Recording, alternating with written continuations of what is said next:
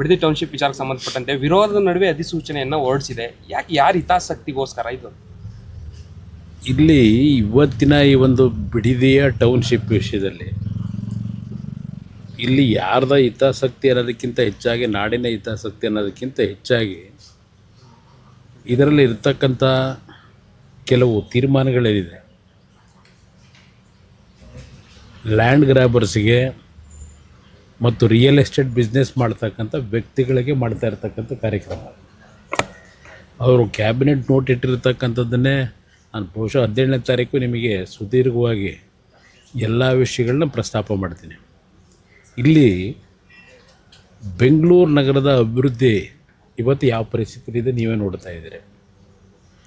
ಬೆಂಗಳೂರಿನ ಅಭಿವೃದ್ಧಿಗೆ ಕಳೆದ 3 ವರ್ಷದಲ್ಲಿ ಈ ಸರ್ಕಾರ ಯಾವುದೇ ರೀತಿಯ ಒಂದು ಸ್ಪಷ್ಟವಾದಂಥ ದಿಕ್ಕಿನಲ್ಲಿ ಬೆಂಗಳೂರಿನ ಸಮಸ್ಯೆಗಳನ್ನು ಪರಿಹರಿಸ್ತಕ್ಕಂಥ ನಿಟ್ಟಿನಲ್ಲಿ ಇವತ್ತು ಕಾರ್ಯಕ್ರಮ ಇಲ್ಲಿ ಏನೂ ನೋಡಲಿಲ್ಲ. ಬೆಂಗಳೂರಿನ ಒತ್ತಡವನ್ನು ಸರಿಪಡಿಸಬೇಕು ಅಂತ ಹೇಳಿ ಬಿಡದಿ ಹತ್ರ ಮಾಡ್ತಾಯಿದ್ದೀವಿ ಅಂತ ಮುಖ್ಯಮಂತ್ರಿಗಳು ಹೇಳ್ತಾರೆ. ಅದರ ಜೊತೆಗೆ ಕುಮಾರಸ್ವಾಮಿಯವರ ಕೂಸೆ ಇದು. ಆದರೆ ಇದು ನನ್ನ ಒಂದು ಈಗ ಅದನ್ನು ಕೈಗೆತ್ಕೊಂಡು ಮುಂದುವರಿಸಿದ್ದೇವೆ ಅಂತಕ್ಕಂಥದ್ದೇನು ಹೇಳ್ತಾರೆ. 2006ರಲ್ಲಿ 2026ರಲ್ಲಿ ಈ 20 ವರ್ಷದಲ್ಲಿ ಏನೇನು ಡೆವಲಪ್ಮೆಂಟ್ ಆಗಿದೆ ಇದೆಲ್ಲ ಯೋಚನೆ ಮಾಡಬೇಕಲ್ವೇ. ಅದರ ಜೊತೆಗೆ ಮುಖ್ಯಮಂತ್ರಿಗಳು ಹೇಳ್ತಾರೆ ನಾನು ಮಾಡೇ ಸಿದ್ಧ ಅಂತ ಹೇಳ್ತಾರೆ. ಈಗ ಅಲ್ಲಿ ರೈತರ ಪರಿಸ್ಥಿತಿ ಏನಿದೆ, ನಾವು ಯಾವುದೇ ಒಂದು ಯೋಜನೆ ಮಾಡಬೇಕಾದ್ರೆ ರೈತರ ಬದುಕನ್ನು ನೋಡಬೇಕು, ರಾಜ್ಯದ ಅಭಿವೃದ್ಧಿಯನ್ನು ನೋಡಬೇಕು. ಇವತ್ತು ನಾವು ರಾಜ್ಯದ ಅಭಿವೃದ್ಧಿಗೆ ಹಲವಾರು ಸರ್ಕಾರಗಳು ಭೂಸ್ವಾಧೀನ ಪ್ರಕ್ರಿಯೆ ಮಾಡಿರ್ತಕ್ಕಂಥದ್ದು ನೋಡಿದ್ದೇವೆ. ಬೆಂಗಳೂರು ನಗರ ಸುತ್ತಮುತ್ತ ಈಗ ಅರ್ಕಾವತಿ ಬಡಾವಣೆ ಅಂತ ಮಾಡಿದ್ರು ಒಂದು ಸರ್ಕಾರ. ಅರ್ಕಾವತಿ ಬಡಾವಣೆಗೆ 3000 ಎಕರೆ ಭೂಮಿನ ಏನು ಭೂಸ್ವಾಧೀನ ಮಾಡ್ಕೋತಾರೆ. ಅಂತಿಮ ಅಧಿಸೂಚನೆ ಹೊರಡಿಸೋದಕ್ಕಿಂತ ಮುಂಚೆ 1000 ಎಕರೆ ಕಡಿಮೆ ಮಾಡ್ತಾರೆ, ಡಿನೋಟಿಫೈ ಮಾಡ್ತಾರೆ. ನಂತರ ಬಂದಂಥ ಸರ್ಕಾರಗಳು ಅಲ್ಲೇನು ಅರ್ಜಿ ಹಾಕೊಂಡ್ರು ಮನೆ ಬೇಕು ಅಂತೇಳಿ, ಅವ್ರಿಗೆ ಕೊಡೋದಕ್ಕಿಂತ ಹೆಚ್ಚಾಗಿ ಮಧ್ಯವರ್ತಿಗಳಿಗೆ ಯಾವ ಲ್ಯಾಂಡ್ ಡೆವಲಪರ್ಗಳು GPA ಮಾಡ್ಕೊಂಡ್ರು ಅವರುಗಳಿಗೆ ಎಲ್ಲ ರೀತಿಯಲ್ಲಿ ಅರ್ಕಾವತಿ ಬಡಾವಣೆಯ ಭೂಮಿಗಳನ್ನು NOC ಕೊಟ್ಟು ಡಿನೋಟಿಫಿಕೇಷನ್ ಮಾಡಿ ಏನೇನು ನಡೀತು ಇದೆಲ್ಲ ನಮ್ಮ ಕಣ್ಣು ಮುಂದೆ ಇದೆ. 480 ಎಕರೆ ಕೆಂಪಣ್ಣ ಆಯೋಗ ರಚನೆ ಮಾಡಿದ್ರು, ತಗೊಂಡೋಗಿ ಅದನ್ನು ಕೂಡಿಸೋದ್ರಲ್ಲಿ ಇಟ್ಕೊಂಡಿದ್ದಾರೆ. ಇವತ್ತು ಇಲ್ಲಿ ಏನು ಮಾಡಲಿಕ್ಕೆ ಹೊರಟಿರ್ತಕ್ಕಂಥದ್ದಕ್ಕೆ ಏನು ನೋಡಿದೆ ನಿನ್ನೆ ಮಾಧ್ಯಮದ ಸ್ನೇಹಿತರ ಮುಂದೆ ನರೇಂದ್ರ ಮೋದಿಯವರೇ ಮೆಚ್ಚುಗೆ ವ್ಯಕ್ತಪಡಿಸಿದ್ದಾರೆ. ಟೌನ್ಶಿಪ್ ಮಾಡೋದಕ್ಕೆ ತುಂಬ ಚೆನ್ನಾಗಿ ಮಾಡ್ತಾಯಿದೆಯಾ ಮಾಡು ಅಂತ ಹೇಳಿದ್ದಾರೆ ಅಂತಕ್ಕಂಥ ಪದ ಏನು ಬಳಸಿದ್ದಾರೆ. ನರೇಂದ್ರ ಮೋದಿಯವರು ಗುಜರಾತ್ನಲ್ಲಿ ಮಾಡಿರ್ತಕ್ಕಂಥ ಟೌನ್ಶಿಪ್ ಇದೆಯಲ್ಲ, ಯಾವುದೋ ಭೂಕಂಪದಲ್ಲಿ ಅನಾಹುತಗಳಾಗಿ ಸಂಪೂರ್ಣವಾಗಿ ಡ್ರೈ ಲ್ಯಾಂಡು ಅಂಥ ಕಡೆ ಒಂದು ಟೌನ್ಶಿಪ್ಪನ್ನು ಮಾಡ್ಕೊಂಡ್ರು.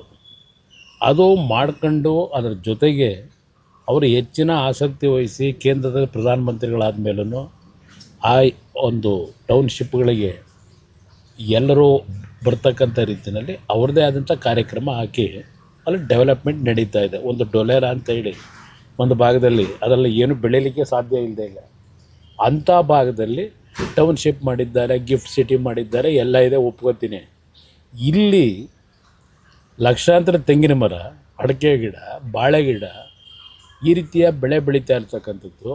ಅದರ ಜೊತೆಗೆ ಹೈನುಗಾರಿಕೆ ಇವತ್ತು 6 ಲಕ್ಷಕ್ಕೂ ಹೆಚ್ಚಿನ ಲೀಟ್ರ್ ಹಾಲು ಉತ್ಪಾದನೆ ಮಾಡ್ತಾ ಇರತಕ್ಕಂಥ ಭಾಗದಲ್ಲಿ ಈಗ ನಾನು ಟೌನ್ಶಿಪ್ ಮಾಡ್ತೀನಿ ಅಂದರೆ ಯಾರಾದರೂ ಅದನ್ನು ಮೆಚ್ಕೋತಾರ? ಇಲ್ಲ ಪ್ರಧಾನಮಂತ್ರಿಗಳಿಗೆ ಅದ್ರ ಬಗ್ಗೆ ಡೀಟೇಲ್ ಕೊಟ್ಟಿದ್ರೆ ಅವ್ರು ಮೆಚ್ಕೋತಿದ್ರ? ಪ್ರಧಾನಮಂತ್ರಿಗೆ ಹೇಳಿದ್ದಾರೋ ಅವ್ರು ಮೆಚ್ಚುಗೆ ಪಡಿಸಿದ್ದಾರೋ ನಮಗೇನು ಗೊತ್ತಿಲ್ಲ. ಅವರಿಬ್ಬರು ಒಂಟವನ್ನು ಮಾತನಾಡ್ಕೊಂಡು ಬಂದಿದ್ದಾರೆ. ಇದು ಇರ್ತಕ್ಕಂಥ ಇದು ದುಡ್ಡು ಮಾಡೋಂಥ ಸ್ಕೀಮ ಸರ್. ಇದರಲ್ಲಿ ಸಂಶಯನೇ ಇಲ್ಲ. ಅವರೇ ಹೇಳಿದ್ದಾರೆ ಇದರಿಂದ ನಮಗೆ ಸುಮಾರು 15ರಿಂದ 20 ಸಾವಿರ ಕೋಟಿ ಲಾಭ ಬರುತ್ತೆ ಅಂತ ಹೇಳ್ತಾರೆ. ಇಲ್ಲಿ ಯಾವುದಾದ್ರೂ ಒಂದು ಯೋಜನೆ ಲಾಭಕ್ಕೆ ಮಾಡೋದಲ್ಲ ಸರ್ಕಾರ ಮಾಡ್ತಕ್ಕಂಥದ್ದು. ಅದರಿಂದ ಜನರಿಗೆ ಎಷ್ಟರ ಮಟ್ಟಿಗೆ ಅದು ಉಪಯೋಗ ಆಗ್ತದೆ, ಅದು ಮುಂದಿನ ರಾಜ್ಯದ ಅಭಿವೃದ್ಧಿಗೆ ಯಾವ ರೀತಿ ಉಪಯೋಗ ಆಗ್ತದೆ ಅದು ಮುಖ್ಯ. ಇಲ್ಲಿ ಯಾವುದೋ ಒಂದು ಲಾಭ ಮಾಡಲಿಕ್ಕೆ ರೈತರ ಭೂಮಿನ ಇವತ್ತು ಒಕ್ಕಲೆಬ್ಬಿಸಿ ಅದರಲ್ಲಿ ಏನೇನು ಕಂಡೀಷನ್ಗಳಿದೆ. ಈಗ ಯಾವೊಂದು ಲೋನ್ ತಗೊಂಡಿದ್ದಾರೆ ಇವತ್ತು ಹುಡ್ಕೋ ಬ್ಯಾಂಕಿಂದ ಅಲ್ಲಿ ಆ ಹಲವಾರು ಕಂಡೀಷನ್ಗಳಿದೆ. ಅದೆಲ್ಲ ನಿಂತ್ಕೊಂಡು ನಾನು ಹೇಳಲಿಕ್ಕಾಗಲ್ಲ. ನಾಳಿದ್ದು ಬಹುಶಃ ನಿಮ್ಮ ಜೊತೆಯಲ್ಲಿ ಸುದೀರ್ಘವಾಗಿ ಮಾತಾಡ್ತೀನಿ. ಅವರು ಇವತ್ತು ಸರ್ಕಾರ ಇಟ್ಕೊಂಡಿದ್ದಾರೆ, ಮುಖ್ಯಮಂತ್ರಿ ಇದ್ದಾರೆ, ಏನು ಬೇಕಾದರೂ ಮಾಡ್ತೀನಿ ಅಂತಕ್ಕಂಥ ಅವರ ಉದ್ದಟತನ ಏನಿದೆ, ಇದಕ್ಕೆ ನಂದೇನು ತಕರಾರಿಲ್ಲ. ಅವ್ರ ಪಾಡಿಗೆ ಅವ್ರು ಮಾಡಲಿ. ನಾವು ಈ ದೇಶದ ಕಾನೂನು ವ್ಯವಸ್ಥೆ ಒಳಗೆ ನಾವು ರೈತರ ಪರವಾಗಿ ಕೊನೆ ಹಂತದಲ್ಲಿ ಹೋರಾಟ ಏನು ಮಾಡಬೇಕು ಮಾಡೋಣ. ಯಾಕೆಂದರೆ ಒಂದು ಉದಾಹರಣೆ ಕೊಡ್ತೀನಿ. ದೇವೇಗೌಡರು 1994ರಲ್ಲಿ ಮುಖ್ಯಮಂತ್ರಿ ಇದ್ದಾಗ ನೈಸ್ ಯೋಜನೆ ನೈಸ್ ಕಾರ್ಯಕ್ರಮ ಅಲ್ಲ ಅದು.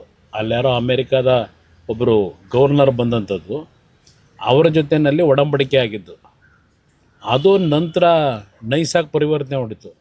ನೈಸಾಗಿ ರೈತರನ್ನ ಬೀದಿಗೆ ತಂದು ನಿಲ್ಲಿಸ್ತಕ್ಕಂಥ ಕಾರ್ಯಕ್ರಮ ಪ್ರಾರಂಭ ಆಗೋಯ್ತಲ್ಲಿ. ಅಂದರೆ ದೇವೇಗೌಡರು ಪ್ರಧಾನಮಂತ್ರಿಗಳಿಗೆ ದೆಹಲಿಗೆ ಹೋದ ಮೇಲೆ ಮುಂದೆ ಬಂದಂಥ ಸರ್ಕಾರಗಳು ಆ ಒಂದು ಕಂಪ್ನಿಗೆ ಪಾಲಿಷ್ ಮಾಡ್ಕೊಂಬಂದರು. ಅವ್ರು ಹೇಳಿದ್ದಕ್ಕೆಲ್ಲ ಸೃಜು ಹಾಕೊಂಬಂದ್ರು ಹೆಬ್ಬೆಟ್ಟು ಹೊತ್ಕೊಂಡು. ಹಾಗೆಲ್ಲ ಇವರೆಲ್ಲ ಪಾತ್ರಧಾರಗಳಿದ್ದಾರೆ. ಇವರು ಅವತ್ತೂ ಸಹ ಈ BMICP ಅಂತಕ್ಕಂಥ ಒಂದು ಇದು ಮಾಡ್ಕೊಂಡ್ರಲ್ಲ ಬೋರ್ಡು, ಅದಕ್ಕೆ ಚೇರ್ಮನ್ ಇವರೇ. ಈಗ ಗ್ರೇಟರ್ ಬೆಂಗಳೂರಿಗೂ ಇವರೇ ಹಿಂದ್ಗಡೆ ನಿಂತಿದ್ದಾರೆ. ಈಗ ಆ BICP ಇದೆಯಲ್ಲ, 1 ಲಕ್ಷಕ್ಕೂ ಹೆಚ್ಚಿನ ಎಕರೆ ಅವತ್ತು ಅಕ್ವೈರ್ ಮಾಡಿ ಅದರ ಚೇರ್ಮನ್ ಆಗಿ ಇದು ಎಲ್ಲಿಗೆ ಬಂತು ಇವತ್ತದು? ಇವತ್ತು ಅವರ ಹಿಂದೆನೇ ಓಡಾಡ್ತಾ ಇದೆ ಅದು. ಬೆಂಗಳೂರು ಸುತ್ತಮುತ್ತ ಎಷ್ಟು ಭೂಮಿ ಇವತ್ತು ಇವರ ಸ್ವಾಧೀನಕ್ಕೆ ತೆಗೆದುಕೊಂಡಿದ್ದಾರೆ. ಇವರ ಒಂದು ಸುತ್ತಮುತ್ತ ಇರತಕ್ಕಂಥವ್ರು ಅವರು ಏನೇನು ಮಾಡ್ಕೊಂಡಿದ್ದಾರೆ ಅಲ್ಲಿ ಇದ್ರ ಹತ್ರ ನೋಡ್ತಾ ಇಲ್ವಾ? ಟೋಲ್ ಹತ್ರ, ಹೊಸಕೆರೆಯಲ್ಲಿ ಟೋಲ್ ಹತ್ರ ಬಿಲ್ಡಿಂಗ್ಗಳು ಬರ್ತಾ ಇದ್ದಾವಲ್ಲ, ಏನೋ ಅದು ಆ್ಯಕ್ಚುಲಿ ಬಡವರಿಗೆ ಕೊಡೋಕೆ ಮಾಡಿರೋ ಕಾರ್ಯಕ್ರಮ, ದುಡ್ಡು ಹೊಡೆಯೋ ಕಾರ್ಯಕ್ರಮ ಅಲ್ವಾ ಅದು? ಸೇಮ್ ಇದೇ ಇವಾಗ ಕಾರ್ಯಕ್ರಮವು ಅದೇ ರೀತಿಯ ದುಡ್ಡು ಹೊಡೆಯೋ ಕಾರ್ಯಕ್ರಮ. ರಾಜಕೀಯ ಮಾಡ್ತಾ ಇದ್ದಾರೆ ಕುಮಾರಸ್ವಾಮಿ. ನಾನು ಯಾಕೆ ಇದರಿಂದ ರಾಜಕೀಯದಲ್ಲಿ ಏನು ಸಿಗುತ್ತೆ ನನಗೆ? ಇದು ನಾನು ಭಾಳ ಸ್ಪಷ್ಟವಾಗಿ ಹೇಳ್ತೆ. ಆಗಿದ್ದರೆ 2006ರಲ್ಲಿ ನಾನು 5 ಟೌನ್ಶಿಪ್ಪನ್ನು ಬೆಂಗಳೂರನ್ನ ಒಂದು ಒತ್ತಡಕ್ಕೆ ಸ್ಟಾಪ್ ಆಗಿ ಮಾಡಬೇಕು ಅಂತ ಹೊರಟನಲ್ಲ, ಅವತ್ತು ಏನು ಮಾಡಿದ್ರು ಇವರು? ಸ್ವಲ್ಪ ಜನಗಳ ಮುಂದಿಡಿ. 5 ಟೌನ್ಶಿಪ್ ಮಾಡಲಿಕ್ಕೆ ಹೊರಟಾಗ ಇದೇ HK ಪಾಟೀಲರು ಈಗಿನ ಕಾನೂನು ಈಗಿಲ್ಲ ಪಾಪ ಮಂತ್ರಿಗಿರಿನ ತೆಗೆದುಬಿಟ್ಟವ್ರೆ. ಅವರ ಅಧ್ಯಕ್ಷತೆಯಲ್ಲಿ ಒಂದು ಕಮಿಟಿ ಮಾಡಿ 5 ಭಾಗದಲ್ಲಿ ಕುಮಾರಸ್ವಾಮಿಯವರು ಮಾಡಲಿಕ್ಕೆ ಹೊರಟಿರೋದು ದುಡ್ಡು ಹೊಡೆಯೋ ಕಾರ್ಯಕ್ರಮ, ರೈತರನ್ನ ಒಕ್ಕಲೆಬ್ಸೋ ಕಾರ್ಯಕ್ರಮ ಅಂತೇಳಿ ಮಾಡಿದ್ರಲ್ಲ, ಅದು ರಾಜಕೀಯ ಅಲ್ವಾ? ಅದು ನಾನು ಏನೊಂದು ದೊಡ್ಡ ಇದನ್ನೇ ಬಿಟ್ರಲ್ಲ ಪಬ್ಲಿಸಿಟಿ, ಅದು ಯಾತಕ್ಕೆ ಮಾಡಿದ್ರು? ಅವತ್ತು ನಾನು ಮಾಡ್ಲಿಕ್ಕೆ ಹೋದಾಗ ಯಾಕೆ ವಿರೋಧ ಮಾಡಿದ್ರಿ?